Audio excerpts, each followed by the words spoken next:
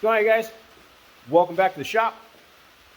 Some of you out there follow me on Instagram, and if you do, then you already know what this video is about. For those of you that don't, or just showing up, I have got my original Ford, it's a 2001 Ford Explorer 8.8. We've done a few videos on that one, basically pulling it apart, cleaning it up. We've done a gear swap on it. It's got 355 gears in it now. Set that up ourselves. Also installed a mini spool. And the original plan of this rear end was to, well, we pulled it out of the junkyard, we cleaned it up. Our original plan was to put it underneath this car here. I originally figured I would cut the pads off it, as you can see here. Those of you who are new, it is stripped. It has no pads on it. The sway bar pads, leaf spring pads, everything has been cut off these tubes and pretty much smoothed out. I did finish doing that just the other day, kind of getting it prepped for this video, but my original plan was to cut the pads off it, relocate them, put that rear end underneath this car without cutting or narrowing it, just to see if we could do it and see what kind of problems or interference issues we would run into. And well, as you can see, that rear end never made it underneath the car, because when I pulled the original 8-inch out of this car, I put it on Facebook Marketplace for sale. I didn't need it anymore. And I no more than a few hours later, a guy contacted me because he has an A67 Mustang that he was putting back to original. He just wanted to put the original equipment back in it. And that car he had a Ford 8.8 in it, was not narrowed or cut. These springs or the pads had already been moved, welded on, and he wanted to know if I would trade. I said yes. So we swapped out rear ends.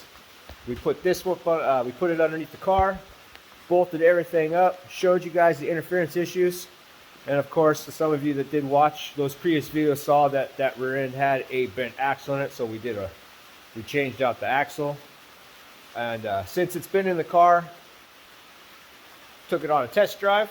We took it out on the freeway, took it through town, did a really big burnout in it, and well, I did not have any interference issues. Even though it's a couple inches from the floor, the tunnel or the drive line is about 1.5 inches off center. I did not run into any issues, but I only had one other person in the car, and this car does have a Caltrax traction bar system in it, which definitely helps with the suspension. It's a little stiffer, so that possibly helped keeping the car from running into the drive shaft. So, but now that we've got to that point, I went to the junkyard yesterday as well before posting on Instagram. Went out, picked up 2 more passenger side axles. One's out of a 2001 Ford Explorer, the other one's out of a 1998 Ford Explorer. Roughly the same rear end. So, and I went ahead and got myself some other tools as well. So I'm going to go ahead and do. So I got this thing out, did some cleanup on the tube over here. We're going to get it marked out. Cut 2 7/8 inches out of the driver's side tube of this. Now when you guys do that, or if you're good at math, it's 1.5 inches off center in the car. So to get it over that 1.5 inches, you're cut, or roughly 1.5 inches, it's not quite, but we're going to cut 2 7/8 off the driver's side of this differential. That way we can slide everything over, center it back up, get the drive line centered underneath the tunnel of this car. But so I'll get myself set up, and we'll start taking some measurements before we start doing any cutting. All right, I'm back. Now I've gone ahead and made a few measurements. Kind of set the rear end up where I want it before I cut. Now I'm going to go ahead and show you what I've done. Now I've got the thing sitting on 3 jack stands. You can see one under each one of the tubes, and I got the one up underneath the center there. I put this guy here, put a nut and a bolt there to help level this area out. Now, go ahead and use our little digital angle finder there. set it up.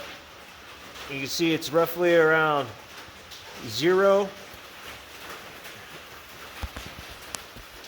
Sure, if you blow on it, it'll change, but it's roughly 0. That's where I set it up at, so that's good. Now, I've got some masking tape on the driver's side. The driver's side axle tube.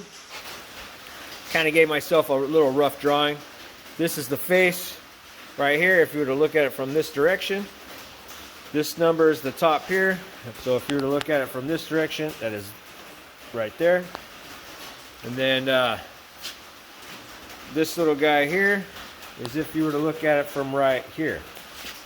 So now you can see I got measurements there. We'll go ahead and put the angle finder on the face. As you can see there, it's about 89.5, which is what I got written down there. Now the top here says 0.5. We'll go ahead and set that up. See what it says. 0.4, you guys saw it was 0.6. Close enough. Now, come over here. Here's that face there. You guys know on the bottom side here is pretty flat, so that's where I got that measurement from. If you look at it there, it says 4.2, and if you come up here, that's where it was sitting. 4.2.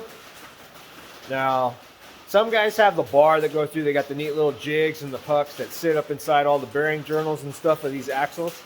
I do not have one, and I feel I can do it without it as long as I take enough measurements to put everything back roughly the same, just shorter.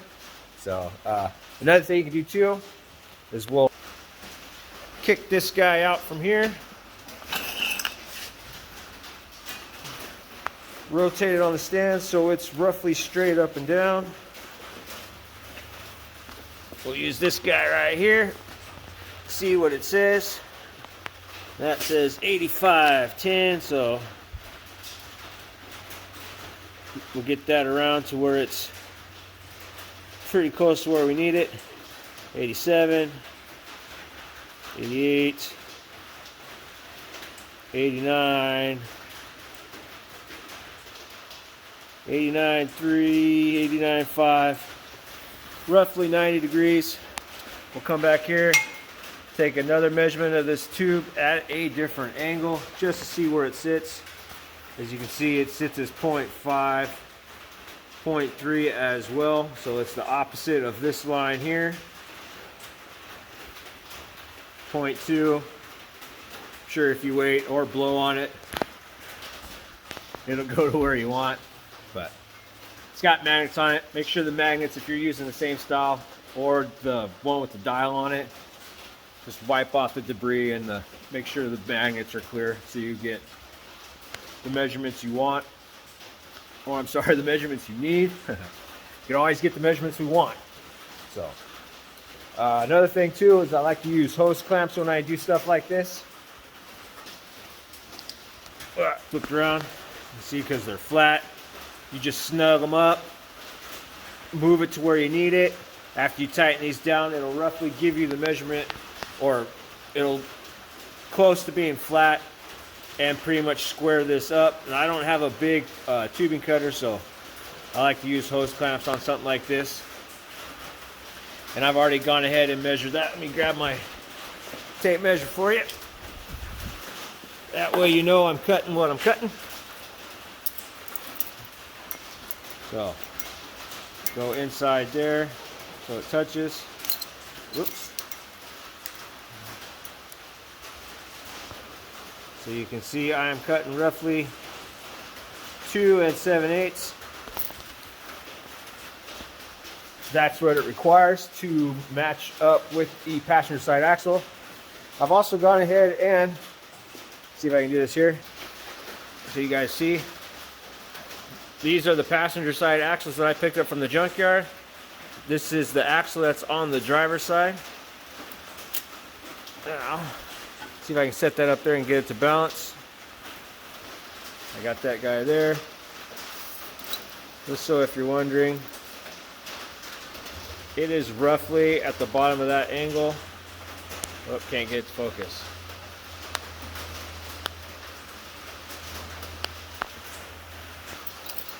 Roughly 2 7/8 inches. It's going to be a little different because studs are possibly different lengths or whatever. Now these measurements are all for a Ford Explorer rear end, and I know there's different 8/8s out there.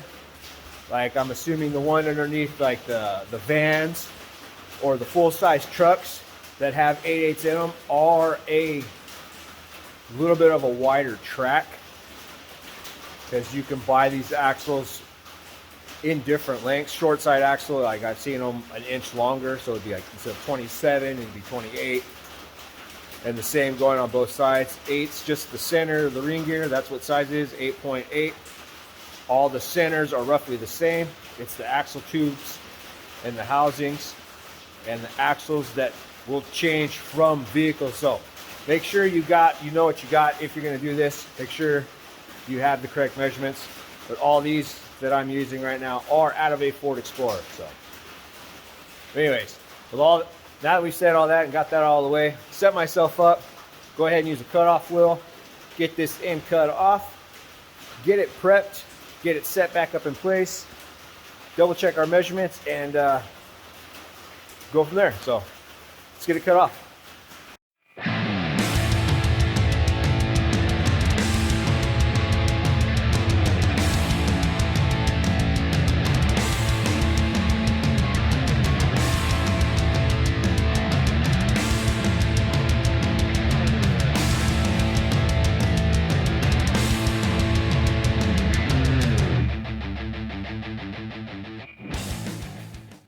All right, so I saw we got everything cut off. I just, nothing special, just use this little guy here, the 16th inch cut-off wheel.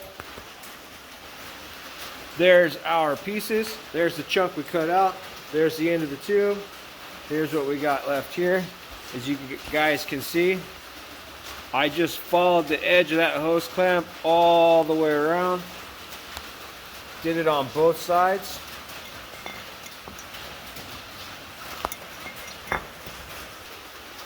Hose clamps work really well for me as like a barrier. I can cut inside those clamps all I want because I'm not using that piece. As long as I don't go to the outside, I can always use something to clean up. So if I'm a little shy and need to clean up against the clamps, I can after I get it cut. But those work really well for me.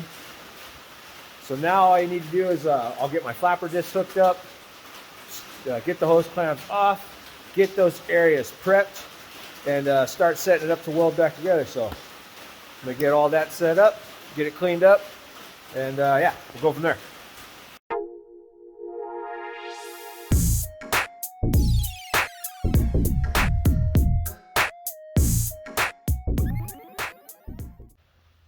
All right, got everything cleaned up. Now I've actually got it sitting up here right now. As you guys see, I got some clamps holding it on. I'm actually using a piece of, let me see if I can grab here. This is about 10 inches long. It's a 2x2 piece of angle iron. You see how thick it is, so it shouldn't move around or shouldn't be distorted, really. This is pretty thick, it's pretty strong. I'll show you, see, it's sitting on the bottom there, both sides of the tube, and I got them clamped. You can see where I cleaned up, so we have I can get good penetration with the welder that I have. But before we weld it up, just gonna kind of double check some of my measurements that we had prior to cutting this thing apart. So, get this little guy back out. Let's see what we got. Put them on the housing here. Okay, so you can see we got it zeroed out. Now, if you remember, this is the bottom of our flange over here. Look in this direction. That says we should have a 4.2 degree angle. So go ahead and wipe off our little magnets there. Stick it up on the bottom. See what we got. All right, so we got 4.2. So we know this is sitting the way it should. Our next measurement was on the face here. This guy right here at 89. Do it again, 89.5. Now I'm really only looking like at least within that half a degree. But I managed to, there we go, 89.5. And of course you remember it's kind of hard to see where I can get up in there, but the top of the tube was 0.5. So we'll put it on the outside close to the thing there. See, we are sitting at 0.3. Come over here, see, maybe we can split the guy there or something. So 0.2. Move that over, 0.2. Double check. I got some metal on there. 0.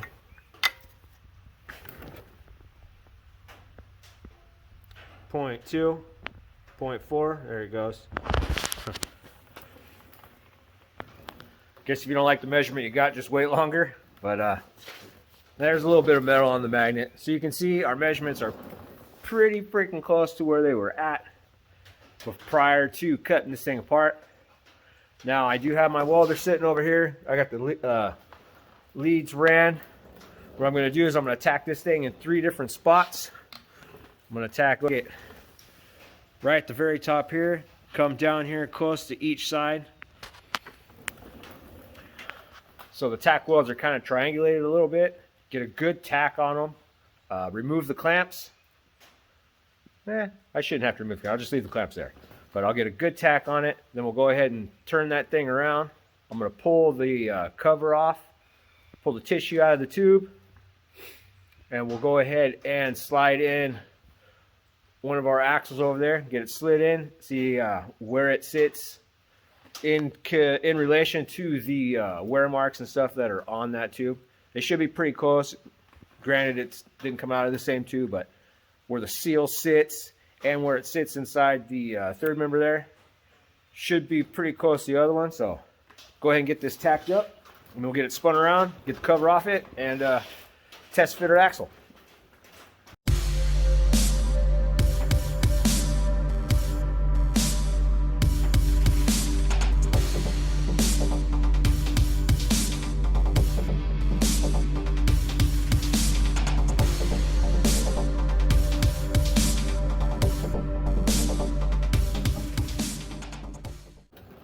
All right, axle is in. You guys can see here, actually went in quite easy. It turns. There's no binding or anything like that. Didn't have to force it into place. You can tell by the little wear pattern down there. It is riding pretty much where it's supposed to. Now, you come in here. I'm using a piece of the mini spool. See the end of the axle there. Push it out. See the lock is installed. I don't want to push it too far because I don't want it falling out. But you see, you don't have to force the lock in. That little C-clip, it pretty much goes right in. Just push the axle in, drop it in. So don't have to use a hammer or nothing. So our measurements are pretty freaking close, which is cool. So now all I'm going to do is I'll get that axle back out because I don't want any, basically I just don't want any unnecessary weight hanging off the end of this while I'm welding it. Go ahead and continue welding it, moving around to keep just to move the heat around. I don't want it in one spot. Do that till it's fully welded, get everything off, get it cleaned back up, and of course double checking our angles as I'm moving along. So let's get this thing finished welded up.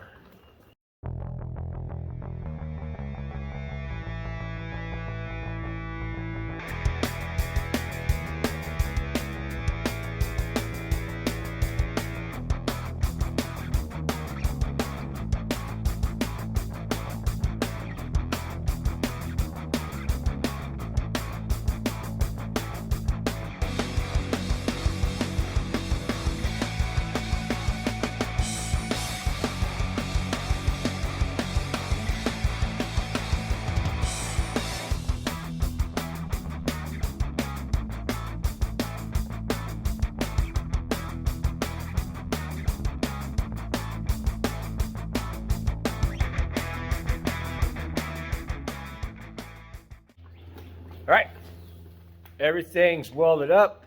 Gone ahead and removed our little angle brackets there. There's no more clamps on it. And I've gone ahead and pretty much put it together. I got the axles in on both sides. So you can see the side we welded up. I've also installed the brake caliper, mounting bracket, and rotor. Now the blocks are not in here. I just have the pin in there with the clips to keep these axles from moving in and out. Now, when we're going over all the measurements and stuff like that, and before I welded it all back together, I meant to go over something with you guys real quick. So before I get too much farther with it, I'm gonna go ahead and show you that guy right there. Hey. No, so got the axle in place, and what I wanted to show you is with the pin in and everything, measure from the back of the axle to this guy right here. As you can see, it's roughly 2 1/8. Now, I didn't show the measurement for this guy right here, but the measurement on it is 2 1/16. Now, I've gone ahead and that rotor that's on here is off that car. As you can see, I got the wheel off it.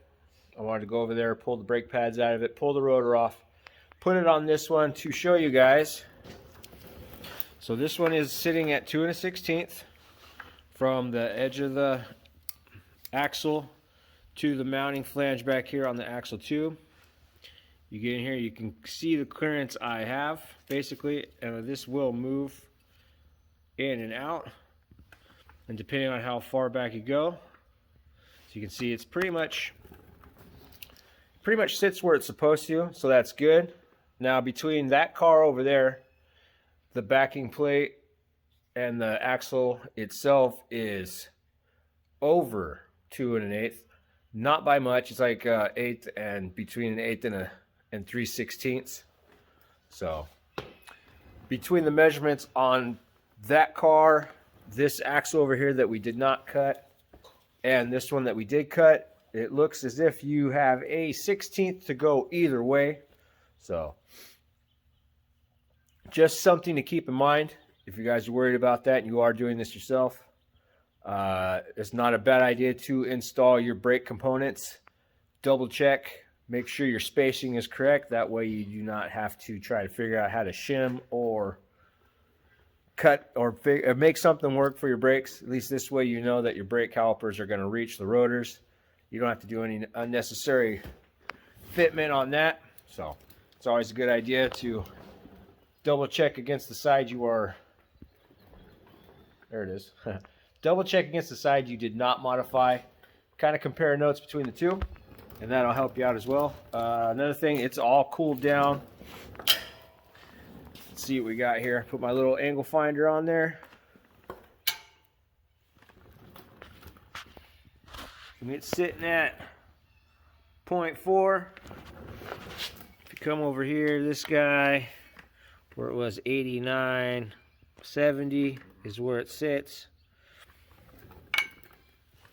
There's the side that we cut. It's a 0.3. Come over here. There is a little bit of slag and stuff on there, so it's not the cleanest surface in the world, but 0.5. I have rotated around. I've gone ahead and double checked all the numbers against the flange, up and down, like we did before prior to welding it, and everything is within like a 0.1 of itself. So, and 0.1 of a degree, I think, is pretty dang good. But now that's all that. But then that's done. So the only thing left for me to do now is get this thing disassembled, get it cleaned up.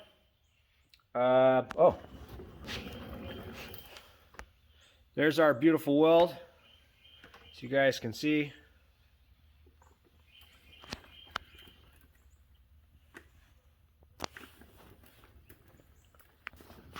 If I get too close, you might see silver dollars.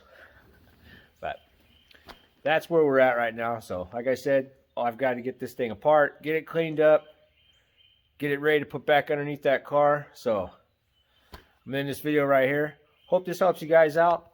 Hope this gives you information or kind of points you in a direction you want or need to go or something like that in order to do this to your own car. So yeah, like I said, I hope this helps. Hope we see Seth here in the next couple videos. Get him up here more helping out. But again, in this video right here, thank you guys for hanging out, subscribing. If you are new, hit that subscribe button for me. If this helps you out, leave a comment down below. Greatly appreciate it. Share it with your friends. And again, thank you very much. Catch you on the next one.